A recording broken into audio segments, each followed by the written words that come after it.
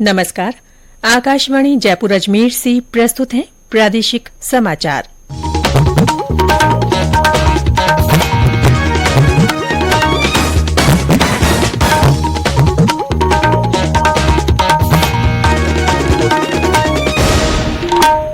मुख्य समाचार। प्रधानमंत्री नरेंद्र मोदी की अध्यक्षता में हुई केंद्रीय मंत्रिपरिषद की बैठक में देश के विजन 2047 सहित कई विषयों पर चर्चा हुई। भारत आज वर्चुअल माध्यम से शंघाई सहयोग संगठन की अध्यक्षता करेगा। प्रदेश में मानसिक स्वास्थ्य प्राधिकरण का गठन किया गया और श्रावण मास की आज से शुरुआत, शिव मंदिरों में विशेष आयोजन।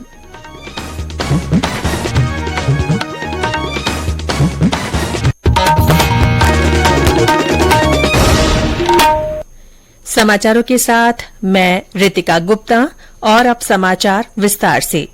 प्रधानमंत्री नरेंद्र मोदी की अध्यक्षता में कल केंद्रीय मंत्रिपरिषद की बैठक हुई। ये बैठक नई दिल्ली के प्रगति मैदान में नवनिर्मित कन्वेंशन सेंटर में हुई। एक ट्वीट में श्री मोदी ने बैठक को सार्थक बताया, जहां विभिन्न नीतियों से जुड़े मुद्दों पर विचारों का आदान प्रदान किया गया। केंद्रीय मंत्री मीनाक्षी लेखी ने मीडिया से वार्ता में बताया कि बैठक में विजन 2047 सहित कई विषयों पर चर्चा हुई। मीटिंग में विजन 2047 डेवलपमेंटल एक्टिविटीज क्या होंगी, कैसे होंगी, क्या प्लानिंग है, देश को आगे ले जाने की क्या प्लानिंग है, इंफ्रास्ट्रक्चर डेवलपमेंट की क्या प्लानिंग है, और साथ में जो अभी जो ट्रिप हुआ प्रधानमंत्री जी का, उसकी क्या प्लानिंग है।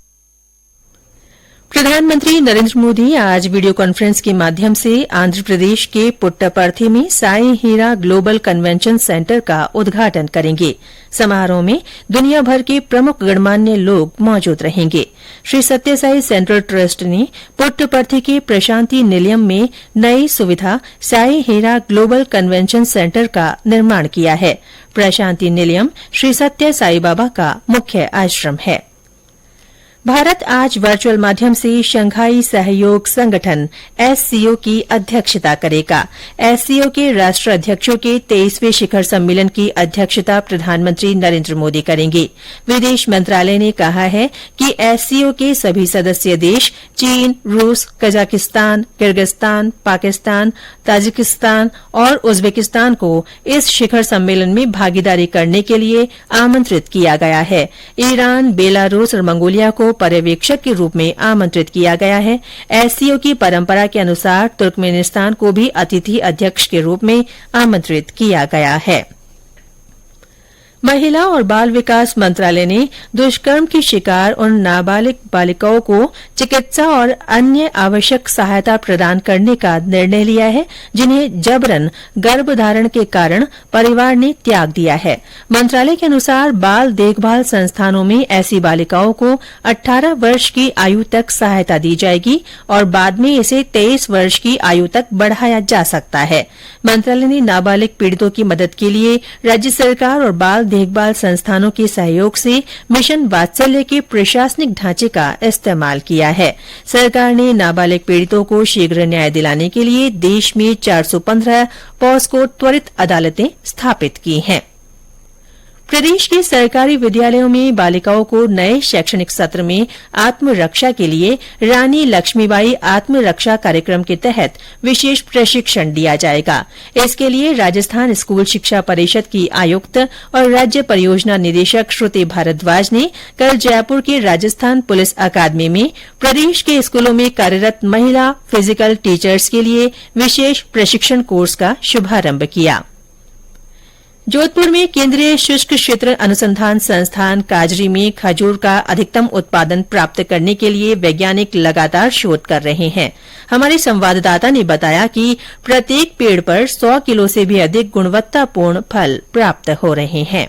आनंद कृषि विश्वविद्यालय गुजरात की ओर से विकसित की गई खजूर की किस्म एडीपी फर्स्ट ने जोधपुर काजरी में फल देने शुरू कर दिए हैं। काजरी निदेशक डॉक्टर ओपी यादव ने बताया कि खजूर की किस्म एडीपी 1 सफल रही। ये शुष्क और अर्ध शुष्क जलवायु की फसल है। इसकी विशेषता ये है कि इसके फल बारिश आने से पहले ही पक जाते हैं। इसकी क्वालिटी सामान्य खजूर की अपेक्षा काफी अच्छी पाई गई है। खजूर का एक पौधा 50 से लेकर 300 लीटर तक पानी पीता है। ये पौधा 80 साल तक जीवित रह सकता है। खजूर में 3000 कैलोरी ऊर्जा प्रति किलोग्राम होती है। 15 प्रकार के मिनरल्स पाए जाते हैं। कादरी जोधपुर ने खजूर की इस किस्म का वितरण शुरू कर दिया है। कोई भी व्यक्ति इस किस्म को कादरी जोधपुर से खरीद सकता है। रामेश्वर बेड़ा, आकाशवाणी समाचार, जोधपुर। ये समाचार आकाशवाणी जयपुर अजमेर से प्रसारित किए जा रहे हैं। राज्य सरकार ने मानसिक स्वास्थ्य प्राधिकरण का गठन किया है। इसके लिए कल अधिसूचना जारी कर दी गई। चिकित्सा और स्वास्थ्य विभाग की अतिरिक्त मुख्य सचिव शुभ्रा सिंह ने बताया कि मानसिक रोगियों की देखभाल के लिए मानसिक स्वास्थ्य देखरेख अधिनियम 2017 और मानसिक स्वास्थ्य प्राधिकरण नियम 2018 की पालना में ये गठन किया गया है। उन्होंने बताया कि जल्दी ही मानसिक स्वास्थ्य प्राधिकरण की बैठक आयोजित कर राज्य मानसिक स्वास्थ्य संबंधी नियम और उप नियम बनाए जाएंगे। साथ ही मानसिक स्वास्थ्य बोर्ड भी गठित किए जाएंगे। राजस्थान लोक सेवा आयोग आरपीएससी ने राजस्थान राज्य और अधीनस्थ सेवाएं संयुक्त प्रतियोगी परीक्षा आरएएस 2021 की मुख्य परीक्षा में पास हुए अभ्यर्थियों के साक्षात्कार के पहले चरण के लिए साक्षात्कार पत्र जारी कर दिए हैं। आयोग के सचिव ने बताया कि ये पत्र आयोग की वेबसाइट पर अपलोड किए गए हैं। अभ्यर्थियों को ऑफलाइन इंटरव्यू लेटर नहीं भेजे जाएंगे। गौरतलब है कि आयोग पहले चरण के साक्षात्कार 10 जुलाई से शुरू करेगा। राज्य सरकार ने प्रदेश में सरकारी विद्यालयों के कक्षा 8 तक के विद्यार्थियों को निःशुल्क स्कूल यूनिफॉर्म उपलब्ध करवाने के लिए 230 करोड़ रुपए के वित्तीय प्रस्ताव को मंजूरी दे दी है। गौरतलब है कि वर्ष 2023 के बजट में मुख्यमंत्री अशोक गहलोत ने सभी सरकारी विद्यालयों के कक्षा 8वीं तक के विद्यार्थियों तक निःशुल्क यूनिफॉर्म दिए जाने की घोषणा की थी।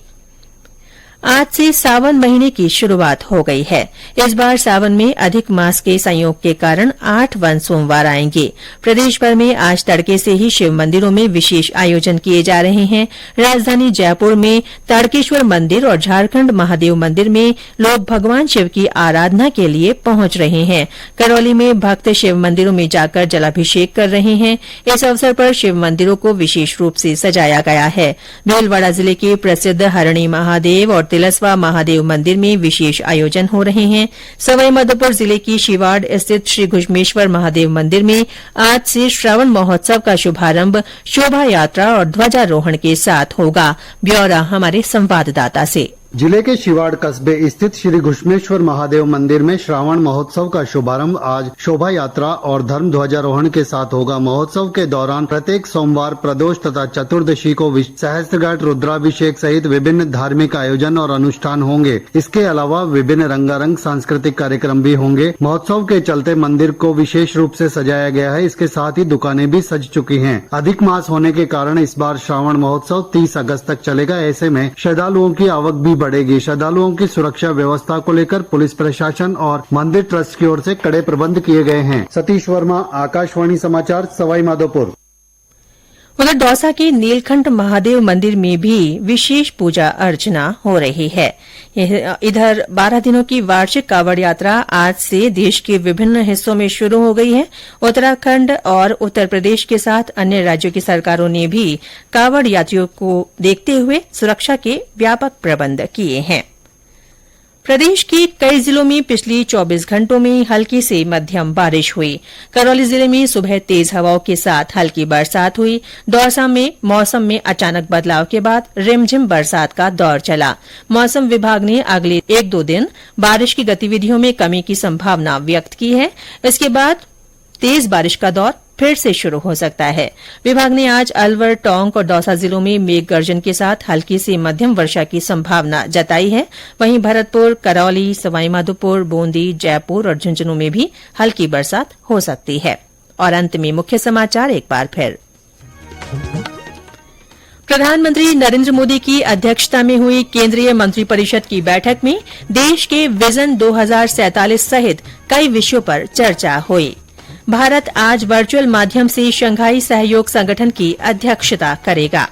प्रदेश में मानसिक स्वास्थ्य प्राधिकरण का गठन कर दिया गया है। और श्रावण मास की आज से शुरुआत हो गई है। इस अवसर पर विशेष आयोजन शिव मंदिरों में किए जा रहे हैं। इसके साथ ही प्रादेशिक समाचार बुलेटिन समाप्त हुआ। नमस्कार।